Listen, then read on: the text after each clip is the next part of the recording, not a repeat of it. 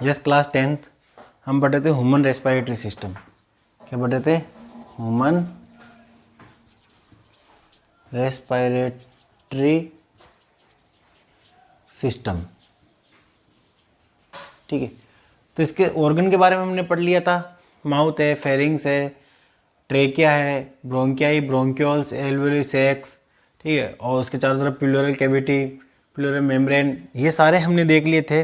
ठीक है, लंग्स, इन सब के बारे में हमने स्टडी कर ली थी। आज हम पढ़ते हैं उसके जो रेस्पिरेटरी मसल्स है उसके बारे में हमने देख लिया था। आज हम देखते हैं फिजियोलॉजी ऑफ रेस्पिरेशन, मतलब रेस्पिरेशन की कैसे काम करता है, कैसे वर्क करता है। ठीक है, तो देखो ये ट्रेकिया यहाँ से हमारे लंग्स में चली गई, ये ब्रोंकियाई, ये आगे ब्रोंक्यूल्स। ठीक है,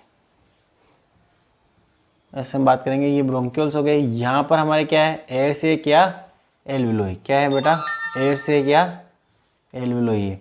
अब जो भी गैस आएगी यहाँ, ऑक्सीजन आएगी तो यहाँ पर भर जाएगी, इस एल्विलोई में क्या हो जाएगी बेटा, फिल्ड हो जाएगी। यहाँ पर हमने कहा क्या क्या प्रेजेंट है, ब्लड कैपिलरीज प्रेजेंट है। क्या प्रेजेंट है, ब्लड कैपिलरीज। तो सिंपल डिफ्यूजन के मेथड के द्वारा क्या होगा, ऑक्सीजन कहाँ चली जाएगी, ब्लड के अंदर, और CO2 ब्लड से कहाँ जाएगी, एल्वियोलाई से के अंदर। तो सिंपल डिफ्यूजन के द्वारा, किसके द्वारा बेटा, सिंपल डिफ्यूजन मेथड द्वारा, किसके द्वारा, सिंपल डिफ्यूजन मेथड। ठीक है, सिंपल डिफ्यूजन मेथड क्या होता है, किसी भी जो गैस का मूवमेंट होगा वो हाई कंसंट्रेशन से लोअर कंसंट्रेशन की ओर। ठीक है, तो मूवमेंट ऑफ गैस हम कह सकते हैं, सिंपल डिफ्यूजन क्या है बेटा, movement of gases from higher concentration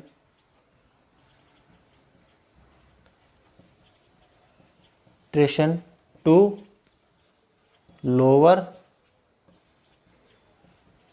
concentration, higher concentration to lower concentration, जो मूवमेंट होता है उसको क्या बोलते हैं बेटा, सिंपल डिफ्यूजन मेथड बोला जाता है। ठीक है, तो ऑक्सीजन आ गई, यहाँ पर क्या आ गई, ऑक्सीजन। ठीक है, तो इसको एक मैं बड़ा बना देता हूँ, जैसे यहाँ पर क्या आ गई बेटा, ऑक्सीजन। तो ऑक्सीजन कहाँ जाएगी, सिंपल मेथड द्वारा ब्लड के अंदर। ठीक है, ब्लड के अंदर ऑक्सीजन चली गई सिंपल, क्योंकि देखो यहाँ पर ऑक्सीजन की मात्रा ज़्यादा है, एल्वियोलाई में या एयर शेक के अंदर ऑक्सीजन की मात्रा ज़्यादा है। तो हम कह रहे हैं कि हायर कंसंट्रेशन से लोअर कंसंट्रेशन की ओर। तो यहाँ पर ज़्यादा मात्रा है, ब्लड के अंदर मात्रा ऑक्सीजन की कम है, तो ऑक्सीजन कहाँ चली जाएगी, ज़्यादा मात्रा से कम मात्रा की ओर। ज़्यादा मात्रा कहाँ है, यहाँ एल्वियोलाई में या एयर शेक में, तो यहाँ से कहाँ चली जाएगी, ये ब्लड के अंदर। ब्लड के अंदर CO2 की मात्रा ज़्यादा है, देखो सेल से क्या आई थी, CO2, तो ब्लड के अंदर CO2 की मात्रा ज़्यादा है, एल्वियोलाई में यहाँ पर CO2 की मात्रा कम है, तो CO2 कहाँ जाएगी, ब्लड से इसके अंदर।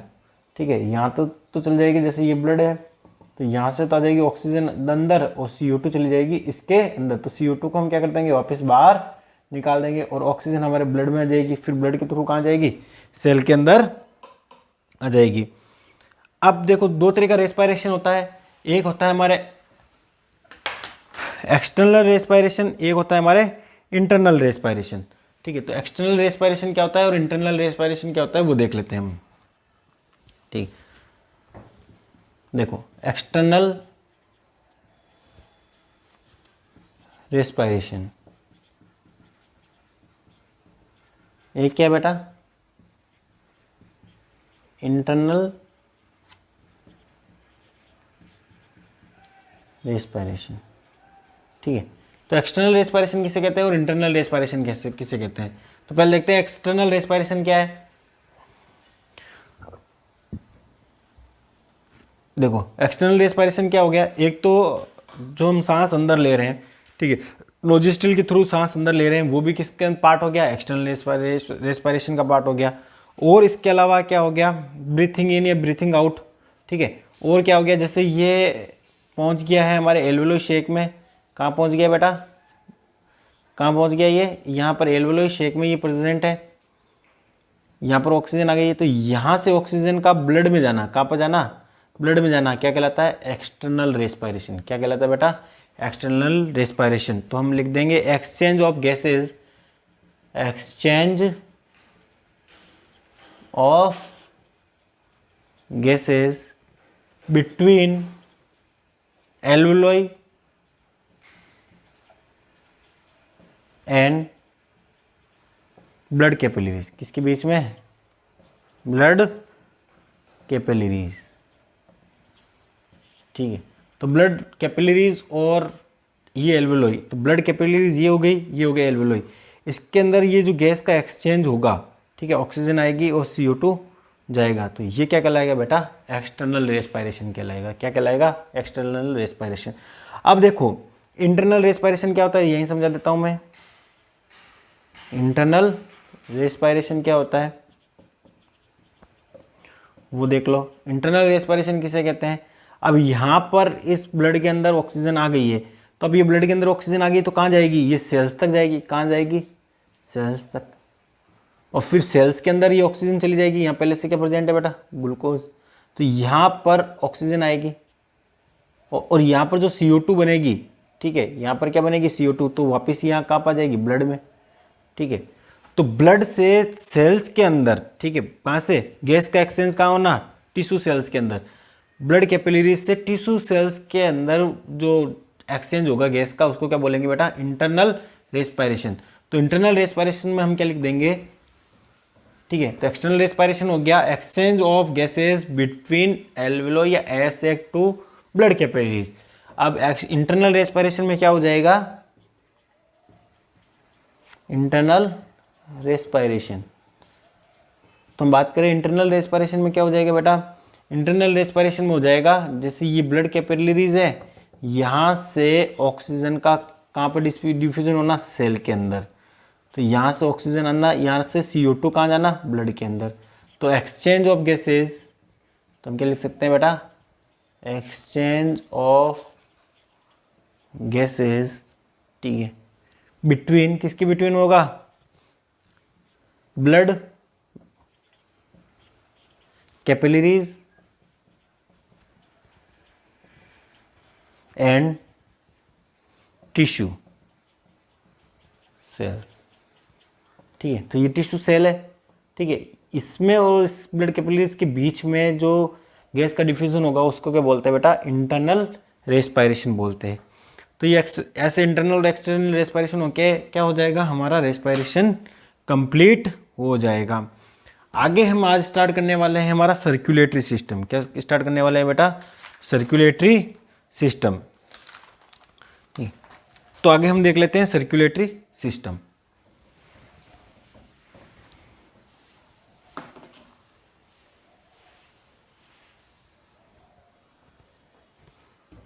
ठीक, ह्यूमन रेस्पिरेटरी सिस्टम कंप्लीट हो गया है। अब हम देखते हैं ब्लड। पहले हम देख लेते हैं ब्लड, फिर हम देखते हैं RBC, WBC और प्लेटलेट्स के बारे में, ठीक है।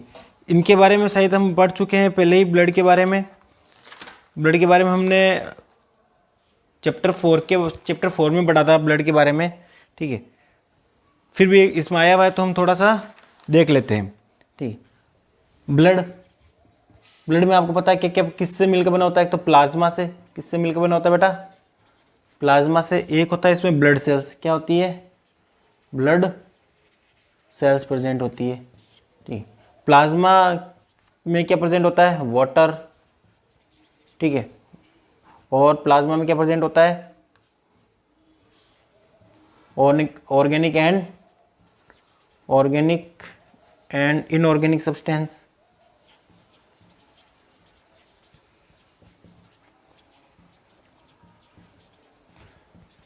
ठीक। लगभग 45% तो क्या है? हमारे ब्लड सेल्स है और 55% क्या है? प्लाज्मा प्रेजेंट होता है। और प्लाज्मा में भी 90% लगभग क्या होता है? वाटर प्रेजेंट होता है। और 10% क्या होता है? Organic and inorganic substance present होता है। ब्लड सेल्स कितने टाइप की होती है? 3 टाइप की। कौन कौन सी? RBC, WBC and platelets. कौन सी होती है बेटा? प्लेटलेट्स, ठीक है। तो ये तो ब्लड का कंपोजिशन है कि ब्लड में क्या क्या प्रेजेंट होता है। एक तो प्लाज्मा प्रेजेंट होता है, ठीक है, लिक्विड पार्ट। और उस प्लाज्मा के अंदर क्या प्रेजेंट होते हैं? ब्लड सेल्स, ठीक है। लगभग जो ब्लड का 55% वो होता है प्लाज्मा और 45% क्या है? Blood cells. आपको पता है कि ब्लड सेल्स कितने टाइप की होती है? 3, RBC, WBC एंड प्लेटलेट्स।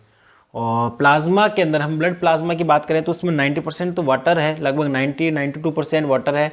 और 8 to 10% उसके अंदर क्या है, organic and inorganic substance present होते हैं। अब हम थोड़ा डिटेल से पढ़ लेते हैं आरबीसी, डब्ल्यूबीसी और प्लेटलेट्स के बारे में।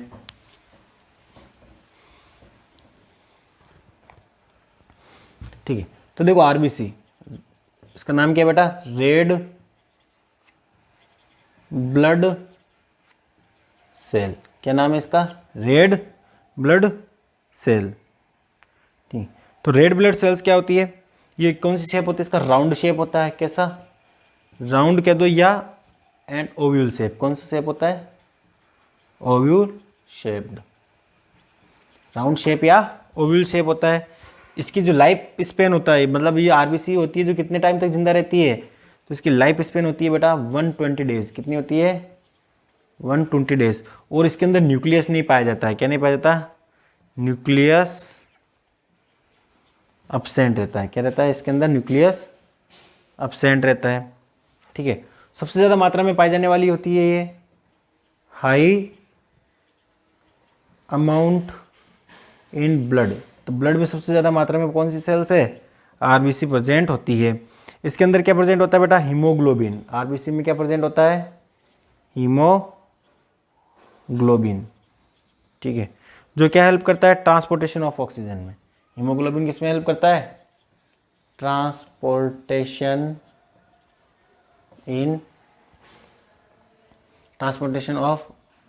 Of oxygen. किस में हेल्प करता है ये, ट्रांसपोर्टेशन ऑफ ऑक्सीजन। इसका कलर रेड क्यों होता है, देख लो इसके क्यों इसका कलर रेड होता है। इसके अंदर आयरन कंटेनिंग हीमोग्लोबिन पाया जाता है, इसलिए इसका कंटेनिंग क्या पाया जाता है बेटा, हीमोग्लोबिन। इसलिए इसका कारण इसके कारण इसका कलर कैसा होता है, रेड होता है। तो ये तो थी आरबीसी के बारे में, याद रखना है। इसका जो शेप होता है बेटा कैसा होता है, राउंड और ओवल शेप्ड होता है। इसकी जो लाइफ होती है हम कह सकते हैं ये इस तरह का है ये। इसकी जो लाइफ होती है वो 120 डेज की होती है, मतलब 120 दिन तक आरबीसी जिंदा रहती है, फिर वो डेथ हो जाती है, फिर नई आरबीसी बनती रहती है। इसके अंदर बीच में न्यूक्लियस प्रेजेंट नहीं होता है, अब्सेंट होता है। सबसे ज़्यादा मात्रा में पाई जाने वाली सेल्स होती है ये। इसके अंदर आरबीसी के अंदर क्या प्रेजेंट होता है बेटा, हीमोग्लोबिन प्रेजेंट होता है जो ऑक्सीजन के ट्रांसपोर्टेशन में हेल्प करता है। और इसका जो कलर रेड होता है वो किसकी वजह से होता है, आयरन कंटेनिंग हीमोग्लोबिन इसके अंदर प्रेजेंट होता है, इसकी वजह से इसका कलर क्या होता है, रेड होता है। अब हम आगे बात करते हैं डब्ल्यूबीसी की।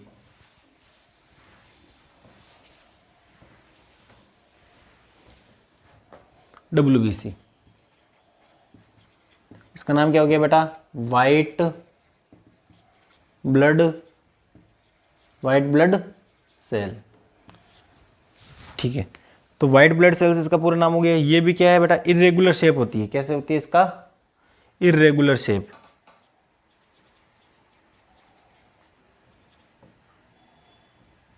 ठीक है, इसका शेप कैसा होता है, इरेगुलर होता है। जैसे हम कह सकते हैं इस तरीके से इसकी शेप होती है।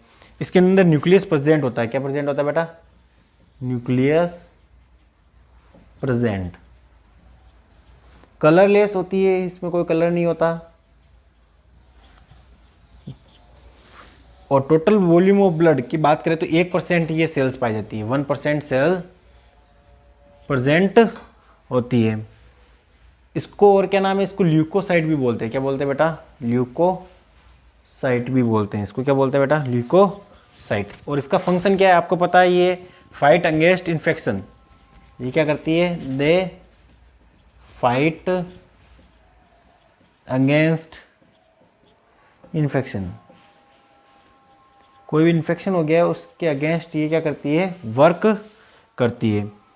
ठीक है, तो डब्ल्यूबीसी सिंपल सा है। इसका क्या नाम है बेटा, वाइट ब्लड सेल। इसका शेप कैसा होता है, ये इरेगुलर शेप की होती है। न्यूक्लियस इसके अंदर प्रेजेंट होता है, कलरलेस होती है। पूरे अगर हम पूरे ब्लड के वॉल्यूम की बात करें तो 1% ये सेल है। इसको ल्यूकोसाइट भी कहा जाता है। और ये इसका फंक्शन क्या है, ये कोई भी इन्फेक्शन के प्रति फाइट करती है। आगे हम देख लेते हैं प्लेटलेट्स। तीसरी ब्लड सेल्स कौन सी है, प्लेटलेट्स।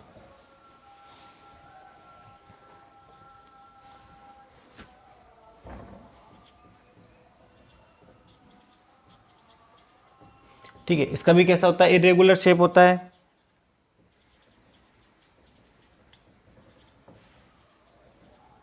ठीक, इसकी जो लाइफ स्पेन होती है लगभग कितनी होती है बेटा, 10 डेज।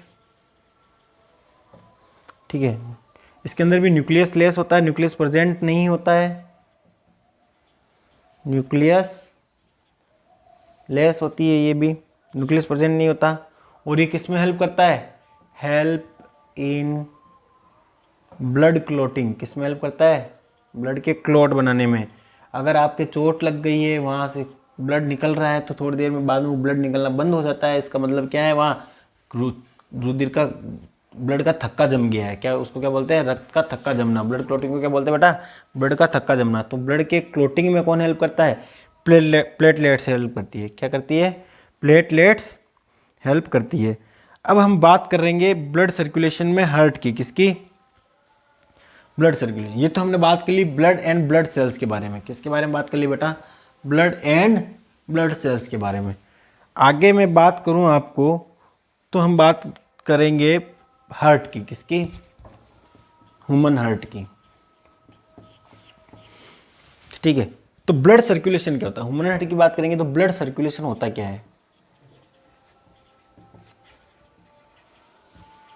ब्लड सर्कुलेशन क्या होता है, transportation of nutrient, gas, waste and other substance from one part of our body to other part is carried out blood is called blood circulation.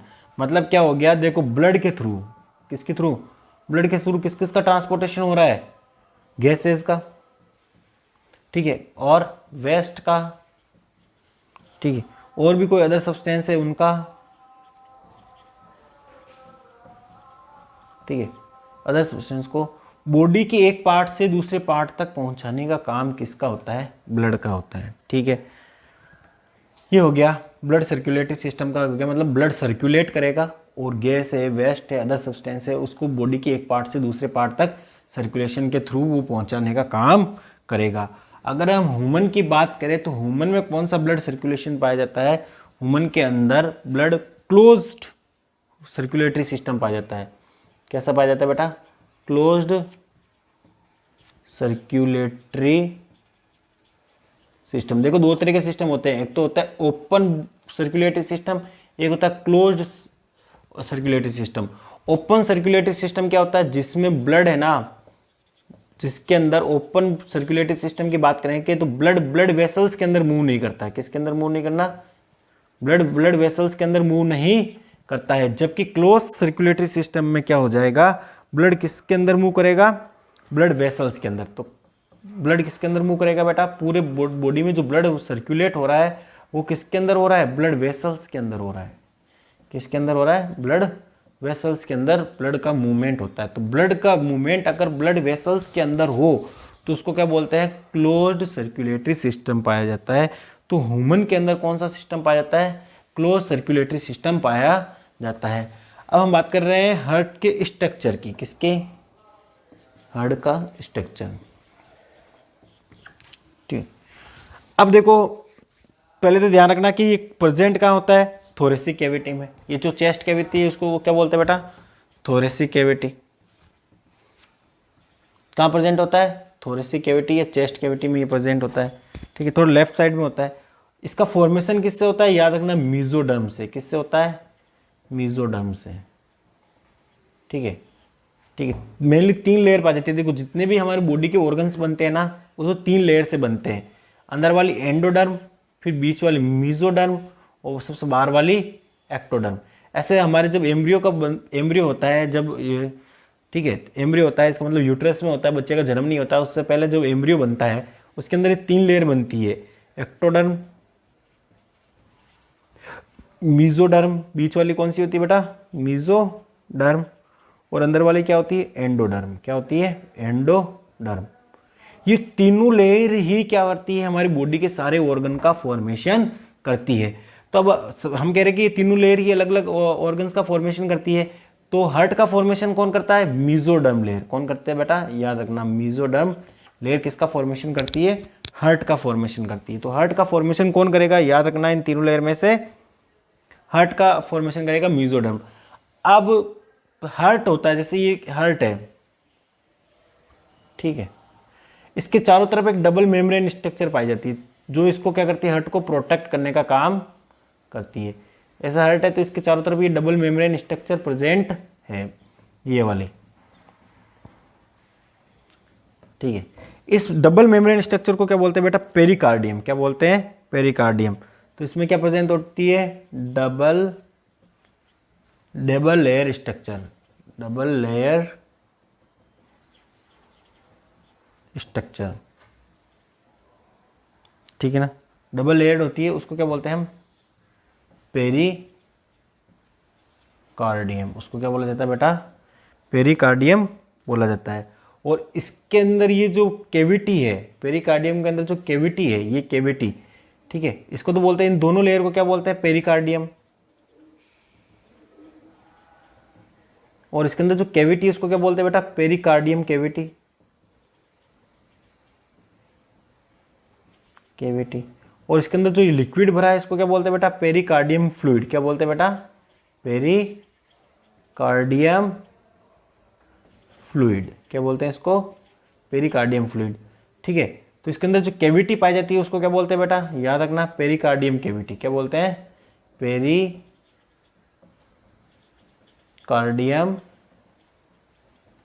Cavity, याद रहेगा। इसके अंदर जो फ्लूइड भरा होता है उसको क्या बोलते हैं बेटा? Pericardium fluid. क्या बोलते हैं इसको? पेरिकार्डियम फ्लूइड, उसको बोलते हैं हम पेरिकार्डियम फ्लूइड। इतना तक समझ में आ गया? ठीक है।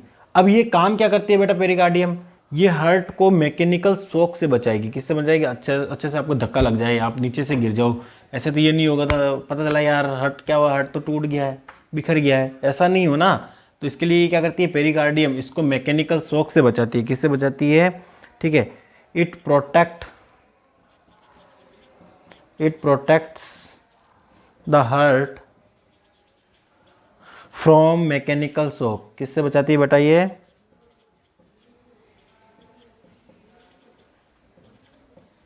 इसको मैकेनिकल शॉक से बचाती है, ठीक है। तो ये हो गई जनरली बात। अब हम देखते हैं हार्ट में चेंबर कितने होते हैं। आपको पता है कि हार्ट में 4 चेंबर होते हैं। कितने चेंबर होते हैं बेटा? हार्ट में 4 चेंबर होते हैं। अब हम बात करें हार्ट के चेंबर की। हार्ट चेंबर तो कितने चेंबर होते हैं बेटा? टोटल 4 चेंबर होते हैं। कितने चेंबर होते हैं? 4 चेंबर। याद रखना कितने चेंबर होते हैं? 4। कौन कौन से होते हैं हार्ट के अंदर 4 चेंबर? ठीक है, तो 2 तो होते हैं अपर चेंबर, 2 अपर चेंबर, और 2 ही क्या होते हैं? लोअर चेंबर, ठीक है। अपर चेंबर को क्या बोलते हैं बेटा? ओरिकल्स। क्या बोलते हैं? अपर चेंबर को क्या बोलते हैं? ओरिकल्स। और लोअर चेंबर को क्या बोलते हैं? वेंट्रिकल। क्या बोलते हैं? वेंट्रिकल्स। तो देखो, जैसे ये हार्ट है, मैं बना रहा हूँ ये हार्ट, ये मैंने हार्ट बना दिया है, ठीक है। तो इसमें कितने चेंबर है? ऐसे 4 चेंबर हो गए। कितने? 1 2 3 4। ये ऊपर वाले जो चेंबर होते हैं दोनों, ये क्या कहलाते हैं? ओरिकल्स। क्या कहलाते हैं बेटा? ओरिकल्स। और ये नीचे वाले दोनों चेंबर है, इनको क्या बोलते हैं बेटा? वेंट्रिकल्स। इन दोनों को क्या बोलते हैं? एक ये वाला, एक ये वाला, एक ये वाला, ये दोनों चेंबर क्या कहलाते हैं? वेंट्रिकल्स। यहाँ तक आपको बात समझ में आई कि कितने चेंबर होते हैं हार्ट के? यहाँ तक समझ में आ गया सर, हार्ट के 4 चेंबर होते हैं। 2 ऊपर वाले चेंबर दोनों ओरिकल कहलाएंगे, दोनों नीचे वाले चेंबर दोनों क्या कहलाएंगे? वेंट्रिकल कहलाएंगे, ठीक है। अब देखो, ये हो गया। अब यहाँ पर मैं आपको डायग्राम के थ्रू समझाऊं। ये देखो, ये 4 चेंबर हो गए, 2 ओरिकल्स 2 वेंट्रिकल। ये ऊपर वाला ओरिकल, ये राइट पार्ट है तो राइट ओरिकल, ठीक है। ये राइट पार्ट है तो राइट वेंट्रिकल, लेफ्ट ओरिकल और लेफ्ट वेंट्रिकल प्रेजेंट होता है। यहाँ पर देखो, दोनों जो ओरिकल्स है वो किससे सेपरेट है? एक सेप्टम से सेपरेट है, ठीक है। तो दोनों ओरिकल जो सेपरेट होते हैं, ठीक है, तो दोनों ओरिकल सेपरेट होते हैं हमारे, इसका नाम है इंटर ओरिकल सेप्टम, क्या बोलते हैं इसको, इंटर ओरिकल सेप्टम। वैसे ही देखो ये दोनों जो वेंट्रिकल है वो भी सेपरेट है, ठीक है, उनको क्या बोलते हैं, उनको क्या बोला जाता है बेटा, इंटर वेंट्रिकल सेप्टम। देखो यहाँ पर एक वॉल पाया जाता है, देखो मैं दो ही बना रहा हूँ, दो मस्कुलर वॉल होता है और इस साइड में 3 मस्कुलर वॉल होता है, ठीक है। यहाँ पर कैसे होता है, 3 मस्कुलर वॉल, यहाँ पर होता है 2 मस्कुलर वॉल, ठीक है। तो लेफ्ट साइड में जो वॉल होता है उसको क्या बोलते हैं बेटा, बाई कैप्सिड वॉल, क्या बोलते हैं, बाई कैप्सिड वॉल, ठीक है। और जो राइट पार्ट में जो ये वॉल होता है उसको क्या बोलते हैं, ट्राई कैस्पिड वॉल, ठीक है। यहाँ तक समझ में आ गया। अब देखो यहाँ से यहाँ पे ब्लड आएगा, तो यहाँ पर जो वॉल प्रेजेंट होता है उसको बोलते हैं सेमी लूनर वॉल, क्या बोलते हैं बेटा, सेमी लूनर वॉल, इसको क्या बोलते हैं, सेमी